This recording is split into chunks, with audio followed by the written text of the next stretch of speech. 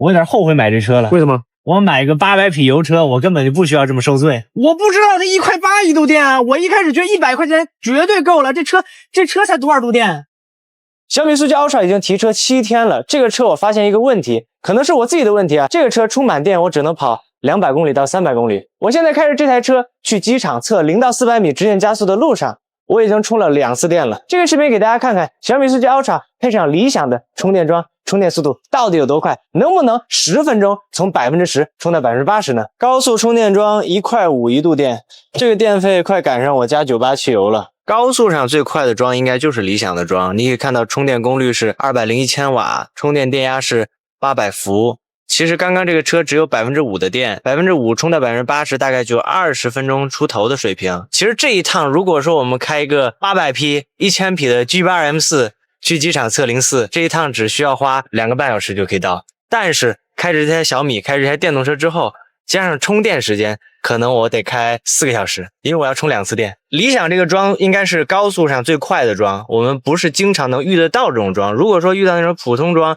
只有60千瓦或者80千瓦的充电速度，那充电时间会更长，整个用时耽误的时间会更长。其实开电动车出远门跑长途都会面临这样的问题。还好今天不是周六日，没有人跟我们去抢充电桩，所以今天充电速度还是比较快的。为什么我这车充到75%电就停了？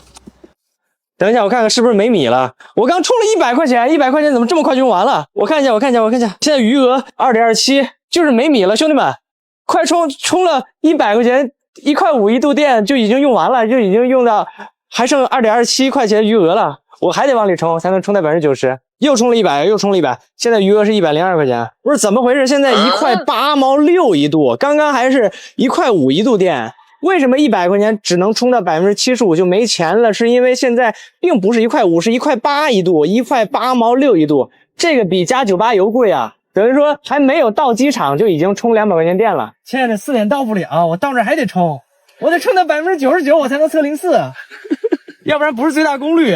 头大，电动车的烦恼又结束了。我钱够的呀，为什么充到5%就结束了呢？兄弟，有可能就是理想的桩的问题。那没办法，今天就只能充到95%，然后我们就去机场，然后到机场之前我还得继续充，我还得把电充到95%以上，才能测出最好的04成绩。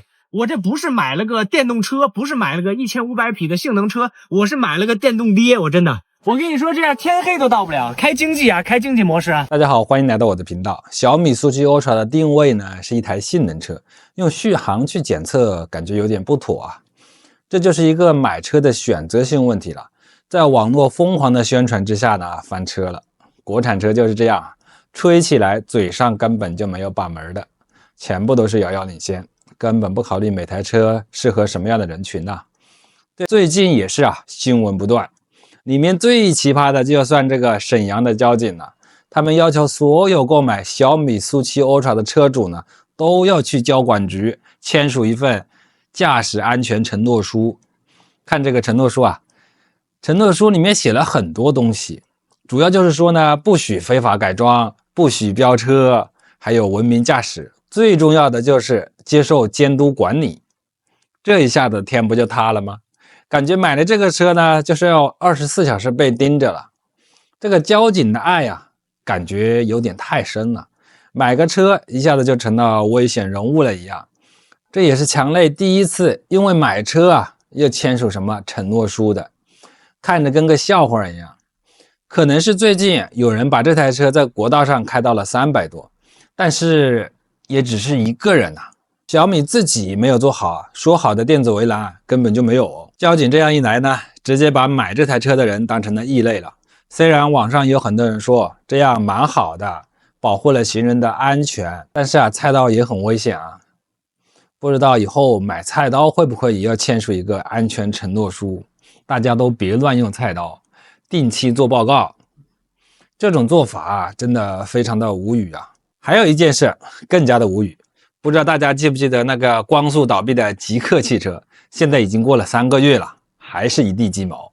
这次315如果说还是没解决了，肯定该起诉也起诉了。大家都没想到百度跟吉利这么大公司都是那么不负责任的。对这两大企业巨头，现在我们其实是比较心寒的。距离吉悦汽车崩盘已经过去整整3个月了，售后维修问题仍是大批吉悦车主最头疼的一件事。作为合作方之一的吉利汽车曾公开宣布会主动承担起吉悦车主后续的服务需求，具体实施由领克负责。当时很多吉悦车主还为领克兜底售后而庆幸，但现实情况却是，所谓的兜底1个月后依然没有全面落实。如今又过了1个月，真实情况到底有没有改善呢？懂车帝联系到了其中几位车主。我的车在领克维修店已经1个月了，但是现在配件还是缺失的状态。我也一直有在跟领克的工作人员去沟通，但是得到的答复都是没有具体的一个进展。这个维修的时间达到3个月还没有修好的都有。不是说配件会在春节过后会陆路到各个 4S 店吗？但目前实质上也是没有，这个事情是没落实的。到现在前2天就那个是领克 4S 店排路的嘛，正常看质押了好多车了，又都是年前低价到现在的了，也不是什么大问题，就是磕磕碰碰啊，就没有东西换嘛，主要是没配件。按照这位车主的说法，据不完全统计，截至2025年3月11日，已经有295位吉悦车主反馈车辆异常或故障，其中50%以上都存在无配件更换的问题。近65%的车主反映领克售后不具备检测和维修的能力，在领克售后门店等待维修超过1个月还没解决的占近30%，甚至有超过一半的车主都遇到了智驾系统故障。智驾的时候现在就是断点比较多，有的高速公路开着在那段就没智驾了，是不是百度给我们降职使用了？第二个修饰画龙啊，折乱变道啊。我是出现过2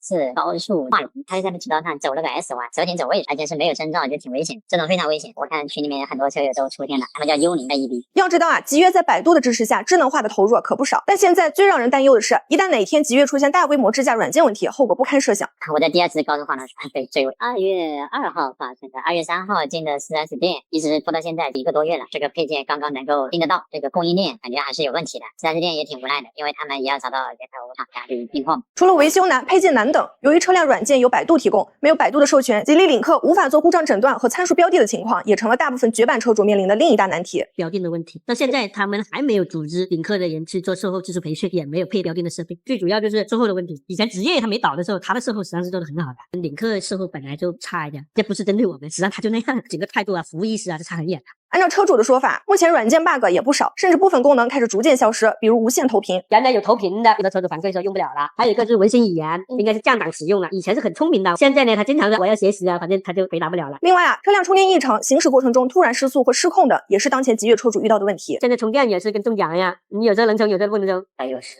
转向灯有时候会卡住，就按不下去。关于吉悦，消费者们已经给予了足够的宽容，但让车主们倍感寒心的是百度和吉利作为吉悦背后的重要股东，理应为车主负责最基本的售后保障，但如今却试图通过拖延来淡化问题的严重性。不管是百度、吉利还是吉业，是没有任何人对接车主的。那你跟400电话呢，他也不处理任何问题，只是说我们打电话他能接记录这个事情，但是基本上后续是没回信的了。当时买的车也没想到，吉利、百度那么大公司应该不会不管，但是他就真不管。在网上说他都给你兜底了，大家都以为已经解决了。百度、吉利可能就是用这种方式嘛，或者是拖到车主热情没了，他估计这事情就不了了之的。吉利他承接的车户为王，我认为他还是做了一些工作的，个售后服务跟逐步的在接管。我们所担心的就是他后面的这个配件供应能不能得到一个保障，而不是说一个车出了事故之后等1个月甚至更长的时间来接受。百度作为我们普遍的认为都是非常非常的不负责任，到现在智驾出了这些问题，他没有出来说一句我要进行完善。那个车智驾还是依靠百度的高精度单摄车机的地图，如果不更新的话，那岂不是很不靠谱呀？综合来看，虽然领克兜底了吉悦的售后，但目前依然有很多现实问题存在诸多障碍，比如能否尽快提供配件、售后人员技术是否到位、软件类故障难解等等。未来吉利能否推动领克把这份担当更好的落实到位，或许还需要不断的优化。而百度高管曾明确会对软件系统进行兜底，但车主们的实际经历却证明事实并非如此。而车市竞争还在加剧，价格战还没停，接下来的竞争将是全方位无死角的竞争，企业没有短板将是基本要求。但不可否认的是企业发展仍需一个理性、有序、规则明确的市场竞争环境，各方利益都应依法得到保护，不能让消费者的信任与品牌一同消失。这就是典型的墙内做事的方式啊，拖自觉解决一切。之前说好的兜底，现在成了一句空话。估计后面这个号称是汽车机器人的品牌啊，要彻底变成了一堆废铁。买电车就是一个坑，油车倒闭了就倒闭了，配件售后什么的还是很容易找到的。电车企业倒闭了，那就只能哭唧唧了，别指望什么百度、吉利这样大企业兜底了。最后来看一下特斯拉的 FSD 和国内车企的智驾对比啊，简直就是被特斯拉按在地上摩擦。封闭道路就给足了难度，特斯拉的表现可以说是碾压之势。首先，2个右转车道都被停车占用了，然后还要经过中间还有护栏阻挡的路段，正常得去对向车道借道通过。这块特斯拉表现的最好，就是因为它的没有规矩。在第一个右转被占用的路口，人家压根儿就没想并到右转车道，直接跨着直行道就转了，然后来到被围栏阻挡的路段，直接跨双黄线绕行过去之后再掰回来，厉害！继续来到路口，也是右转车道被占用，特斯拉根本没犹豫，右转成功。先看理想啊，在第一次右转前就试图驶向右转道。这去哪儿呀？在发现不行后，犹犹豫豫从直行道右转了。随后呢，在围栏前竟然选择放手让司机接管。哎呀，往这边并。我操，不行了！哇！不行！哇！再下一个路口，理想同样想要扎入停满车的右转道，停住了。最后只能人工接管。接下来看小米，他在第一个右转弯其实并没有想强行进入右转道，稍有犹豫也通过了。在前方护栏处呢，没能绕行通过，但也算是稳稳停住了，没有像理想那样直接准备撞。小米在这个护栏这儿停车了。但在准备下一个右转处直接在左转道上就停了，你这算怎么回事啊？离着特别远又停了。随后的一段小路呢，特斯拉、理想比较顺利，环岛也都能自主绕行成功。第一次过了路口之后，正好对面有大车逆行借道，特斯拉顺势驶入了非机动车道。第二次就是在前方有大公交慢行的时候，特斯拉再次驶入非机动车道，准备超车。这个逻辑比较放飞自我啊。相比之下呢，小米就有些扭扭捏捏了。首先你看，红绿灯明明正常跟车就能过，可他非得犹犹豫豫左打右打，咱这是智驾呢还是玩绕桩呢？紧接着呢，就是对面大金杯在借道的时候，小米不光没有向右躲闪动作，似乎还往左打了一丢丢，然后就是大力制动刹停了。这种处理还是不如老司机。其次呢，就是在进入环岛前，小米退出了 NOA， 三车里唯一需要手动接管的。理想和特斯拉在测试当天都是各自的最新版本。根据队列，这次小米先出发。别看驾驶员现在连哼带唱还挺开心，小米上来就先给他来了个下马威，开启喽，开启了。本来右转直接向左扎了过去，接管了。第二个出发的理想顺势超过了小米，顺利通过右转来到了第一位。小米人工接管回到正确道路之后，正好别住了第三位出发的特斯拉。特斯拉在让行小米和二轮车之后，顺利通过右转，并且还超过有点蒙圈的小米。小米在这有点懵啊，拜拜。随后三车相安无事，红绿灯启停、并线、转弯都没有问题。下一个难点是一个大十字路口，理想和特斯拉还是可以顺利通过，小米这边呢依旧不顺利。你看又停了，无缘无故踩脚刹车，莫名其妙。转，哎呦，看看这，哎呦，不敢走了，走。下面咱看看理想遇到的难题，前方路口呢是2条左转道加3条直行，但他一直贴着左侧行驶，最后时刻才想并入直行道。其实正常应该开车的话，早往这边并一点，你待会儿前面肯定不好并了。幸好后车主动让行给他留出了空间，不然真不好进。来看特斯拉这边，他是早就驶入了直行车道，没有并入的问题。而小米呢，也像理想一样要面临并线的问题，而且他也遇到了一位新上的大众ID.4，但小米不争气人家让你都插不进去，并不进来了，走，影响交通了，人工接管了。继续往前看，三车应对起来都没有问题。来到下一个难点，司机迷魂阵西直门立交桥。再来看老特，首先顺利驶入辅路，三岔口选择正确，来到最难点，他选择正确了，厉害，很好 ，nice。只是随后他又压着导流线来了次并线，规矩是真不放在眼里啊。然后我们再来看看小米，前2步没有问题，顺利驶入辅路，三岔路口也选择正确，最后一步选择错路线了。错了。不过人工接管的有些偏晚，只能沿着错误路线继续走了。继续回到理想来说最后一个难点 U 型掉头弯，理想顺利通过，并在短100米连并3车道到达终点。去年的理想26在这里需要人工接管，今年有进步。再来看看特斯拉，可就不顺利了，明明是左转掉头弯，他一个劲儿的向右并线，明显是懵逼了。往右并可还行，左边人工驶入正确路线后，再次开启 FSD， 他拐过来之后呢，直接选择实线开始变道，确实是不把规矩放眼里但是后边他也有个牛的地方，就是真的直接驶入了终点门前。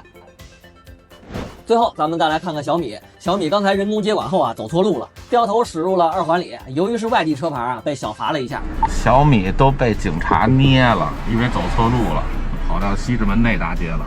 随后继续测试，沿途没有问题。在最后一个难点 U 型弯可以顺利驶入正确路线，但一直压着导流线，并且呢也是压着实线就开始并线了，最终也驶入了终点。首先，特斯拉并不像传言的那么差呀，缺点就是没有规矩，但这在乱停乱放的特殊路段就又成了优势。理想呢，整体表现还是稳的，没有惊喜呢，也没掉链子。除了在护栏那块啊，那我要是不接管。至于小米这个表现确实很一般，路况一复杂，处理就不咋地。对于国内执行的最严格的法律交规，特斯拉也是有一点蒙圈啊。但是这一问题应该会很快解决了。3月14号呢，有消息就称呢，特斯拉和百度合作改善特斯拉的 FSD， 百度在国内已经吃臭了。有人就调侃了，会不会直接给送到那个莆田医院？会不会开着来个广告什么的？这里特斯拉也有回应啊，说合作呢仅限在地图层面，就是给特斯拉提供高清地图啊，不会让百度去深度介入 FSD 的辅助驾驶系统。不过嘛，跟百度合作的一般呢都是会被榨干或者是倒闭，不知道特斯拉这个老外呢能不能顶得住这个毒瘤了。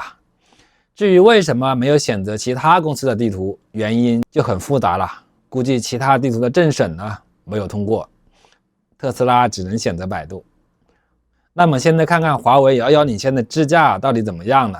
我们拿到了 ADS 3.2.1啊，我们来看看它有什么大的变化，在这种无保护路口上面。车道巡航已经过，好，变成这个自驾领航了啊，这个已经变成蓝线了啊。我们来看一下，现在29、30、31、32啊，我们跟原来是，你看这个时候我要是不刹车的话，一辆车冲过去了。华为这个自驾在这种情况下是非常危险的。如果不是踩住的话，这个时候已经很危险，可能会发生这个碰撞了，因为这是两边没有视野的，我们处理不了，那辆车也理不了啊。我们来看第二遍啊。车道巡航已经过。好，变成 NCA 了啊。现在我们是20的速度啊，20、21啊，22啊。啊，还是一样的，还是一样的啊，没有任何区别，它就是往前冲啊，跟原来 ADS 2.0我们要差点发生车祸是一模一样的情况啊。2年多过去了啊，这个问题华为迟迟没法解决啊。这个表现依然很垃圾啊，说它是马路杀手也不为过。遥遥领先的遮羞布呢，正在慢慢的被扯下来了，估计要不了多久啊，这些和华为合作的车企呢会纷纷倒戈。好了，今天的影片就到这里，谢谢观看，拜拜。你好 ChatGPT。 你好 Sean， 这两辆车看起来很酷。这两款车分别是什么车啊？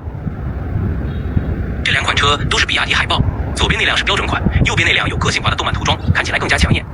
你再看一下，这是什么车？哦，原来如此，这辆车是特斯拉 Model 3，它的前脸和车身线条都很有辨识度。你再仔细看一下。哦，我注意到了，这辆车的前脸有比亚迪的标志，确实是比亚迪海豹，涂装也很独特，看起来非常个性。这个难道不是小米吗？哦，我看到了，确实是小米 SU7 的标志，确实很酷，而且涂装也很引人注目。那这款是什么车？这是小米 SU7，它的设计线条流畅，整体外观很有科技感。你对这款车感兴趣吗？你再看一下这个 logo。哦，这是阿维塔的标志，所以这辆车是阿维塔11，它的设计也很独特。这个难道不是腾势吗？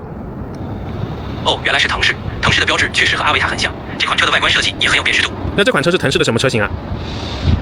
这是腾势 N7，一款外观时尚且科技感十足的车型，你觉得它怎么样？你再看一下是腾势哪一款？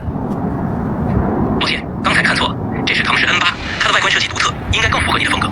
这个难道不是腾势的轿车吗？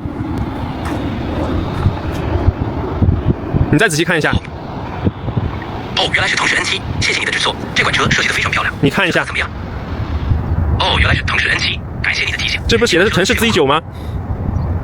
你说的对，这是腾势 T9，它的设计非常大气，适合喜欢宽敞空间的人。谢谢你指出来。